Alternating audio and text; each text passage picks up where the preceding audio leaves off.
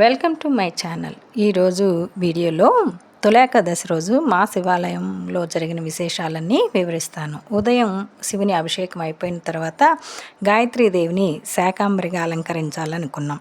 ఈ రూపం ఎంతో మహిమాన్వితమైనది. శాకాంబరీదేవి ఆహారాన్ని ప్రసాదించే తల్లి.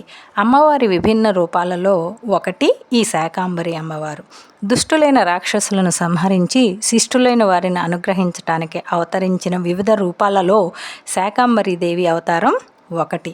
వారాహి అమ్మవారిగా 9 రోజులు అనుగ్రహిస్తుంది మనల్ని. ఆ అనుగ్రహం పూర్తయ్యాక 10వ రోజు ఈ వారాహి దేవత రూపాన్ని అమ్మవారిలో కలిపేసుకుంటుంది. 10వ రోజు శాకాంబరి అవతారం ఎత్తుతుంది. అనగా ఇలా ఎందుకు అవతారం ఎత్తుతుంది అంటే, ఒకప్పుడు దేవతలు మునులు తిండి లేక అల్లాడిపోయి క్షామం వచ్చినప్పుడు, క్షేమం లేకుండా ఉన్నప్పుడు శాకాంబరి అనే దేవత పేరుతో అవతరించి ఆకలితో బాధపడే వారికి మంచి మంచి కూరగాయలతో చేసిన కూరలతో పిండి వంటలతో భోజనం పెట్టింది. అమ్మ ఆ రోజు నుండి విద్యాచర నివాసంలో ఈ కూరగాయలను మాత్రం పేదవారికి పంచి పెడతారు. కొంతమంది ధనవంతులు ఈ కూరగాయలను వేలంలో కొనుక్కొని పేదవారికి పంచి పెడతారు. అన్ని రూపాలలో అమ్మవారు దుష్టులను శిక్షించింది. శిష్టులను కాపాడటం కోసం వివిధ రూపాలను ఎత్తింది. అందులోనిదే ఈ శాకాంబరి అవతారం ఒకటి. మేము కూడా చాలా రకాల కూరగాయలని అందరూ ఎవరికి తోచిన సహాయం వాళ్ళని తీసుకొని ఇలా కూరగాయలన్నింటినీ చక్కగా మాలలుగా గుచ్చాము. వాటిని మా పూజారి గుళ్ళో చాలా అమ్మవారికి భక్తి శ్రద్ధలతో చాలా అందంగా అలంకరించాడు. కూరగాయలన్నీ ఇలా గుచ్చటం పూర్తయిన తర్వాత ఆ రోజు సాయంత్రం మేము సత్యనారాయణ స్వామి వ్రతం 108 జంటలతో ప్రారంభించాలని నిర్ణయించుకున్నాం. అది మేము లైవ్లో ఇచ్చాము. ముందుగా వీడియో చేసి పెట్టాను. ఇప్పుడైనా మీరు కావాలి ఆ వీడియో పూర్తిగా కథలతో సత్యనారాయణ స్వామి వ్రతాన్ని వినదలుచుకున్న వారు లైవ్లో ఆ వీడియో ఉంది, చూడండి. మీకు తెలిసిన వాళ్ళకు కూడా సెండ్ చేసి వాళ్ళను కూడా చూడమని చెప్పండి. సత్యనారాయణ స్వామి వ్రతం చాలా విశిష్టమైనది. అందుకే 108 జంటలతో చేయటం చాలా అద్భుతమైన కార్యక్రమం. చక్కగా అమ్మవారిని ఇలా అలంకరణ పూర్తయింది. అలంకరణ చూడటానికి మన 2 కళ్ళు సరిపోవట్లేదు కదండి. ఎంత చక్కగా ఉన్నారో అమ్మవారు ఈ శాకాంబరి అవతారంలో. అలా ఈ అవతారానికి అన్ని గుచ్చి పూర్తి చేసిన తర్వాత కొన్ని కూరగాయలతో శివుడిని కూడా చక్కగా అలంకరించుకున్నాం. తర్వాత మేము వ్రతానికి కావలసినవన్నీ ఏర్పాట్లు వెంటనే మరలా కూర్చొని ఆ 108 జంటలకు పంచవలసినటువంటి పసుపు, కుంకుమ, గంధము, కడ్డీలు, కర్పూరము అన్నిటినీ చక్కగా సర్దాము. ప్లేట్లు పెట్టి ఆ ప్లేట్లలో ఒక్కొక్క దానిలో ఒక్కొక్క ఐటమ్ని చక్కగా ప్యాక్ చేసి రెడీగా ఉంచాం. మాకు అందరూ ఊర్లో వాళ్ళు ఒకరికొకరు సాయం చేస్తూ ఈ పనిని సులభతరం చేసుకున్నాం. ఇందులో సేవ చేసుకున్న ప్రతి ఒక్కరూ దైవానుగ్రహులే.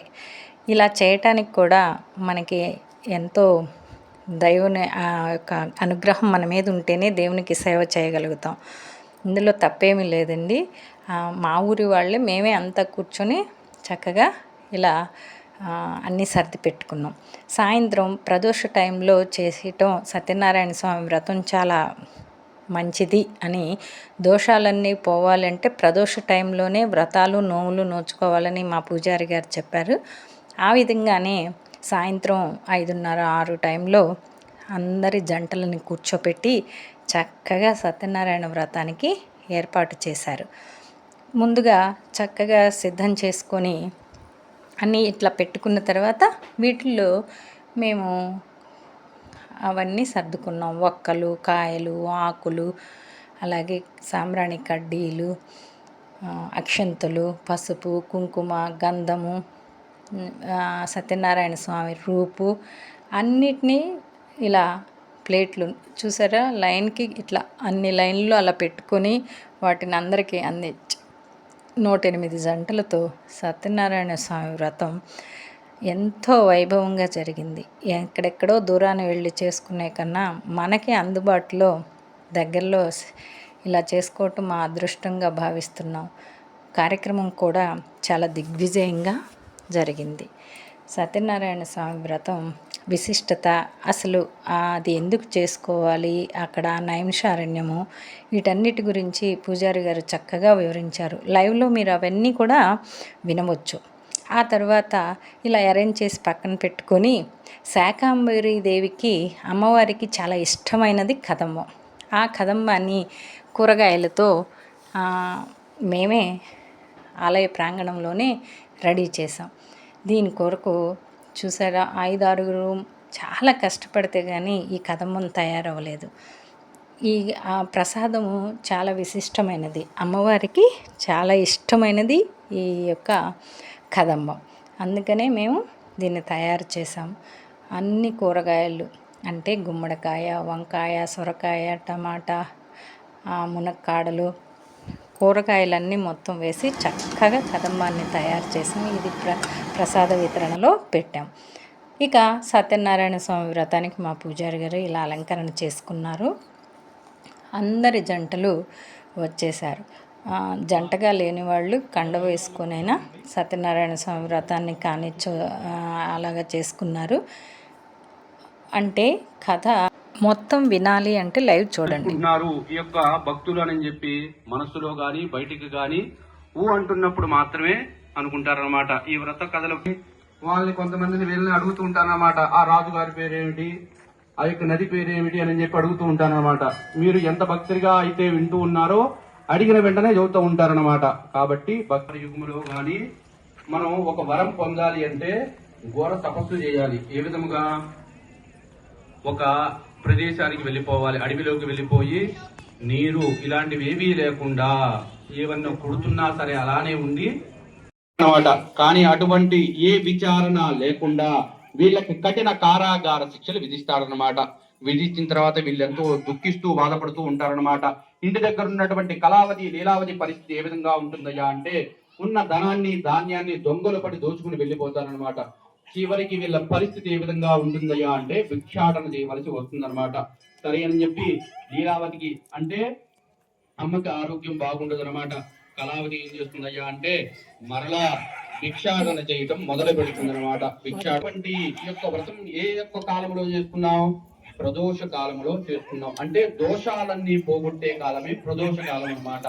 ఆ యొక్క ప్రదోష కాలంలో ఆ అమ్మాయి ఒక బ్రాహ్మణోత్తముడి ఇంటికి చేరుతుంది అనమాట. అంటే 2వ కథలో మనం తెలుసుకున్నాం కదా, ఆ బ్రాహ్మణోత్తముడి ఇంటికి వెళ్తుంది అనమాట. ఆయన చక్కగా భక్తిగా శ్రద్ధగా సత్యనారాయణ స్వామి వ్రతాన్ని మీరు ఏ విధంగా అయితే భక్తి శ్రద్ధలతో చేసుకుంటూ ఉన్నారో ఆ విధంగా ఆయన కూడా చేసుకుంటూ ఉన్నాడు అనమాట. అలా చేసుకుంటూ ఉండగా వ్రతం అయ్యేంత వరకు అక్కడే ఉంటుంది, చీకటి పడిపోతుంది అనమాట. ఇంటి దగ్గర ఉన్నటువంటి తల్లి ఆందోళన పడుతూ ఉంటుంది, చెందుతూ ఉంటుంది అనమాట. ఆమె కూడా ప్రసాదం తీసుకుంటుంది అనమాట. ఆ విధంగా స్వామివారు అనుగ్రహించారనమాట. అంటే ప్రసాదం పొందటం అంటే అనుగ్రహాన్ని పొందటమే అనమాట.